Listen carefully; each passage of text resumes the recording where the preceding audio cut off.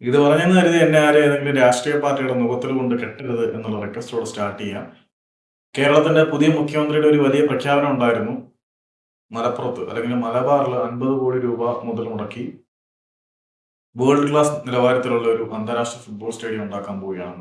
50 കോടി കൊണ്ട് ഒരു അന്താരാഷ്ട്ര നിലവാരത്തിലുള്ള സ്റ്റേഡിയം സാധ്യമാവോ ഇല്ലയോ എന്നുള്ള ചോദ്യം അവിടെ പ്രസക്തമായി നിൽക്കുകയാണ്. സാധാരണഗതിയിൽ 50 കോടി കൊണ്ട് ഒരു അന്താരാഷ്ട്ര നിലവാരത്തിലുള്ള ഫുട്ബോൾ സ്റ്റേഡിയം ഇപ്പോൾ ഉണ്ടാക്കുക എന്നുള്ളത് വളരെ പ്രയാസമുള്ള കാര്യം തന്നെയാണ്. ഇവരുണ്ടാക്കുമോ ഇല്ലയോ എന്ന് നമുക്ക് കാത്തിരുന്ന് കാണാം. ഏതായാലും നല്ലൊരു ശുഭാപ്തി വിശ്വാസത്തോടു കൂടി തന്നെ ഈ പ്രഖ്യാപനത്തിനെ കാണാം. കാരണം കുറെ വർഷങ്ങൾക്ക് മുമ്പ് ഒരാൾ ഒരു സന്തോഷ് ട്രോഫി കേരളത്തിൽ വെച്ച് നടന്ന ശേഷം മഞ്ചേരിയെ മറക്കാനേ ആക്കും എന്ന് പറഞ്ഞിട്ട് പോയതാണ്. പിന്നെ അവിടെ പാമ്പും ചേരയൊക്കെ കൂടെ കഞ്ചാവടിച്ച് കളിച്ച കഥയാണ് നമ്മൾ കണ്ടത്. അത് പോട്ടെ. കഞ്ചാവെന്നൊക്കെ ഞാൻ ഇത്തിരി ആലങ്കാരികമായിട്ട് പറഞ്ഞു കേട്ടോ. ഇനി അതെടുത്ത് തൂക്കിക്കൊണ്ട് വരണ്ട. പാമ്പും ചേരയൊക്കെ കയറി മെഴുകുന്ന അവസ്ഥ കാട് പിടിച്ചു പോയി. അതാണ് പുള്ളിയുടെ മറക്കാൻ.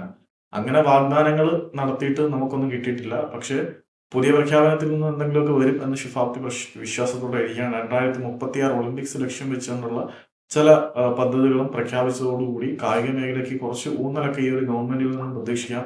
ഏതായാലും 50 കോടിയുടെ ഫുട്ബോൾ സ്റ്റേഡിയം എന്നുള്ള പ്രഖ്യാപനം പ്രതീക്ഷ നൽകുന്നുണ്ട്. നടക്കുമോ ഇല്ലയോ എന്നുള്ളത് കാത്തിരുന്ന് കാണാം. കാരണം ഇത് കേരളമാണ്.